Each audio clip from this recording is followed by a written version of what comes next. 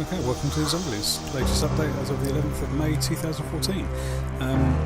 There's been a big gap between this video and the last update because I've had technical trouble trying to record these video clips, and I'm going to have it again today. Hopefully this will record.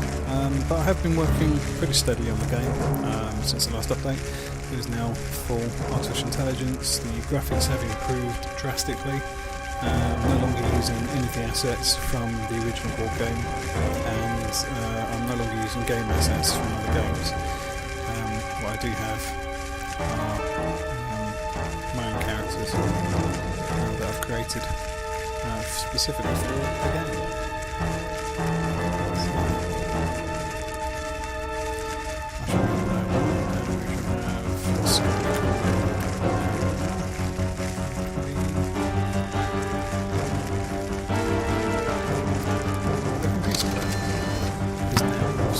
Artificial intelligence.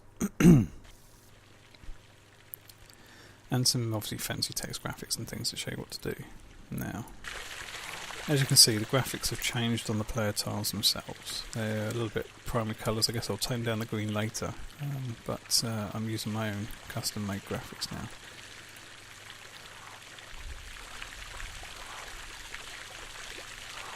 The zombies are obviously all different. They're all made by Mark.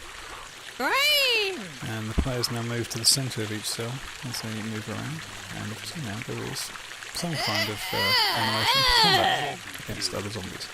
It tells you you've obviously killed the zombie and there's a death effect for the zombie. Obviously this gas cloud thing going up in the air isn't necessarily going to be there for every zombie that dies in future. We're probably putting in some more difficult zombies to kill that will have different death effects. And so on and so forth. There's also now a mini-map as well, at the request of my playtester, Lauren, so that you've got a rough overview of where you're going and what you're doing whilst you're in the player movement phase. And now you can see the computer is making its move. The zombie movement phase is in the game. It wasn't a movement phase just now because I've killed all the zombies that were in play on the map. At the moment there's only 3 zombies here. Obviously the one that Karina's fighting at the moment, and these 2, top right hand corner on the minimap.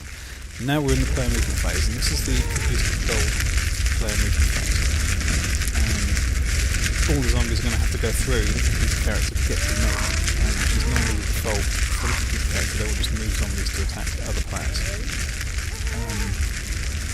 On this particular occasion, the zombie has walked straight through the AI character, which is not supposed to happen, so there's a little glitch, which I'll sort out later. But obviously,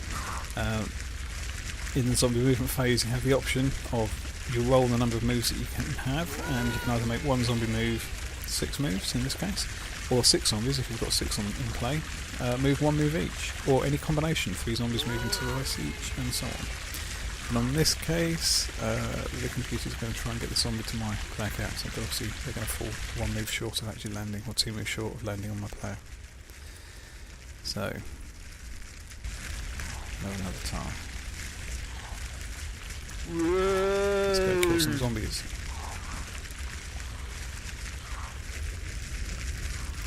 Yeah, the animation's generic. I haven't created custom animations or anything like that, but they kind of work at the moment. The end game works as well. I'll get a helicopter tile put onto the scene shortly, so that we can end the game. Right, now I'm in zombie movement phase for the player, and this is what it's like. You can hold the right mouse button down, and move the map around so you can see which zombies you can move. Zombies are highlighted with a red dot over the head. There's only 2 at the moment, and I've got 5 moves. So this zombie,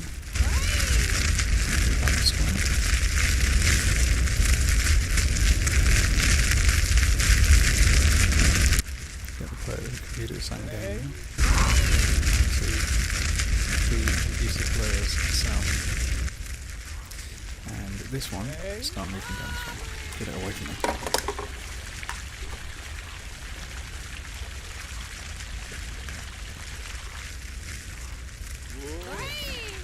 So I've sped up the animations a little bit for these zombies. They were quite slow before. Also, I've just noticed that my health isn't looking too good either. I've got no lives left, which could be painful.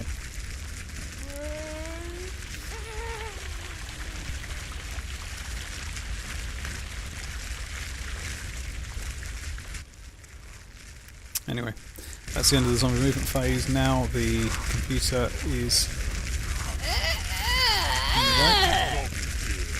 This purple mess you see here is a texture error. That's due to some optimisations I was playing on the project to try and reduce the number of materials I was using. And it would appear that I've missed one. It's not a problem, I can fix that in a couple of seconds, but as I'm recording this now I won't bother re-recording it just for the sake of that one little glitch, which I can fix very quickly. So I'll leave it there. Now what am I doing? I need to create a helicopter tile, I think on my next code.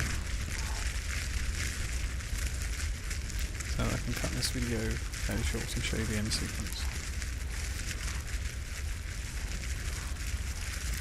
Alright, zombie movement phase again. And we're going to have a battle with the zombie, trying to get it to one or the other of us, I think. Because I'll move it towards the computer player, and the computer player will move it back towards me in her turn.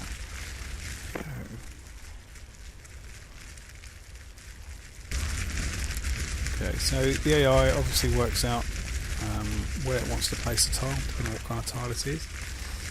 And we'll also make its own way to different targets, depending on what it decides is a priority for that round.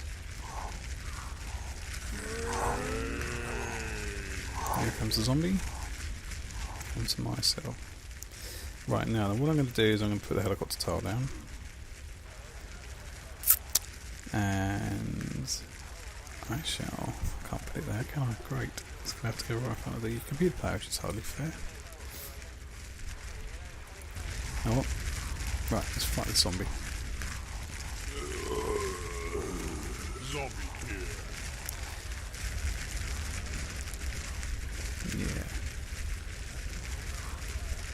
That was a bit of a glitch. Again, obviously there are little bugs and bits in this to sort out for me, but hey ho.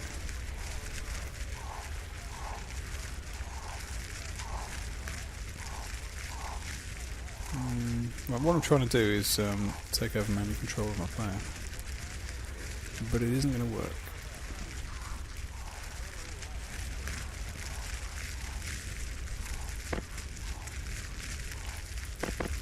No, it's completely gone now. Okay, well, never mind. I'll sort that out later.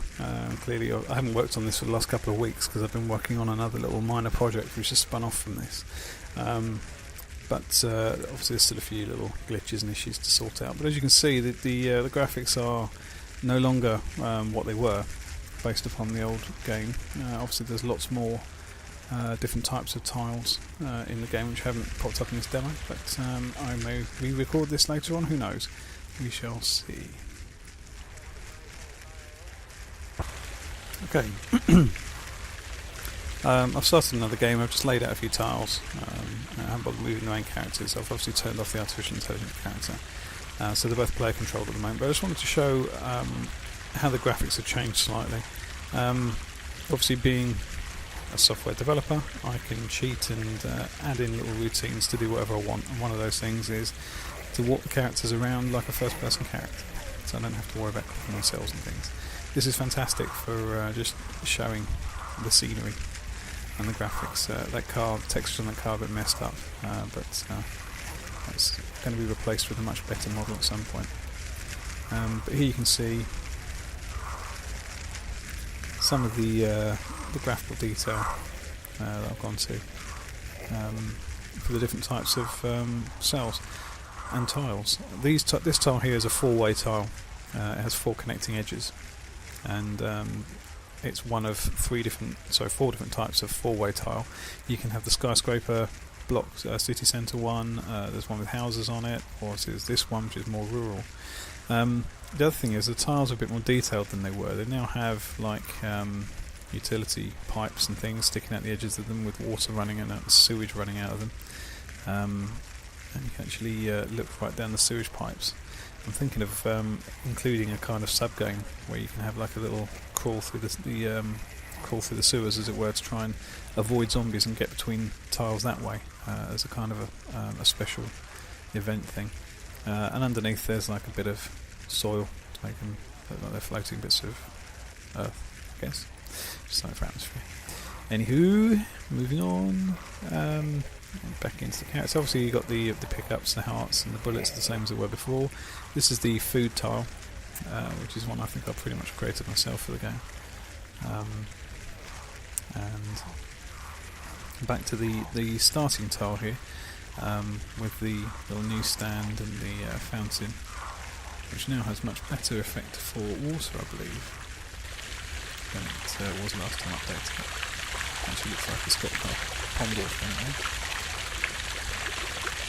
And I've de-res the model a bit as well, so it's not quite so detailed as it was before, and therefore it takes up a lot less processing power and doesn't slow the computer down as much. This is more of a rural sort of corner tile. These cars obviously aren't always parked here. Sometimes you might have a van there or a skip or something, so each tile has different dioramas, as I call different set pieces, like the car crash there, and the three-way tile isn't always there, obviously. Here is a two-way tile. It's like a straight street. This is one I've created myself. This is a cemetery, or passing through the middle of a cemetery, and it uses assets that I've got hold of from the Unity asset store. Unity is the program that I used to make this game, and unfortunately I can't say that I created these myself. I actually bought these they're on sale, not for a few dollars. But yeah, they're quite impressive, I think, and they help set the scene and the tone for the game. Obviously, it being a zombie game, you have to have at least one graveyard in it, don't you really? Another three-way tile here, but this one's got some power-ups on it. It's got a drinks machine in the corner, just kind of thing. Oops, I've stopped on a zombie tile, so I've had to fight the zombie. Yeah, so it's got some health pickups on it, things like that, but otherwise it's just a normal tile. There's a normal straight street. Get some lighting and stuff down it. And another straight street here, which is exactly the same tile as the cemetery tile we went through just there. But this one obviously has got houses down one side and a bit of cemetery down the other. And in this particular instance, a van that's crashed into the fence here, and a police car that's attended, and presumably police officers have been overcome with zombies. Here's the helicopter tile, as it now stands in this game.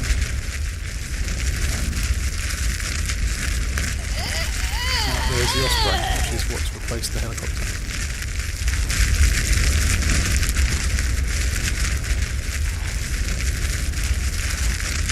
And what I'll do is I will just fight this last zombie. Kill him off, get the Osprey to land, and then I'll show you in game.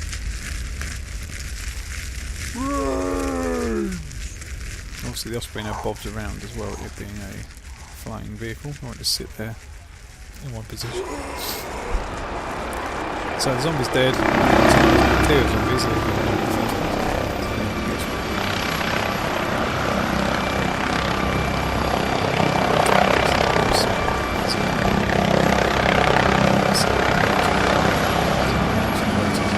There is actually sound effects for some reason. Sound settings. The software I'm using to record this. There we go. And what will happen now, or what will happen when I completed this, is that the Osprey will fly around the map and tiles and virtual reports. So the players are left behind, etc.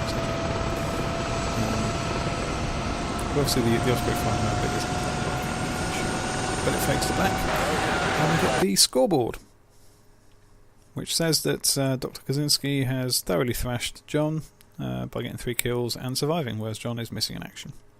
And there you go. So, menu, main game, and the scoreboard at the end. It's all there. It's pretty much playable now, to be honest, but I just want to try and improve the playability of the game, add more sound effects and so on, get rid of a few glitches that are still in the game, and add a few more mechanics to the game, like the special event cards, for example, making the zombies perhaps a little bit more involved in killing them, having more hit points and more variation of damage that you can cause on each attack, and so on and so forth. And maybe even adding a first-person shooter element to the end. If you decide to wait at the Osprey for another player to get to the Osprey, you may have to fight off waves of zombies, for example. It's just an idea that I had.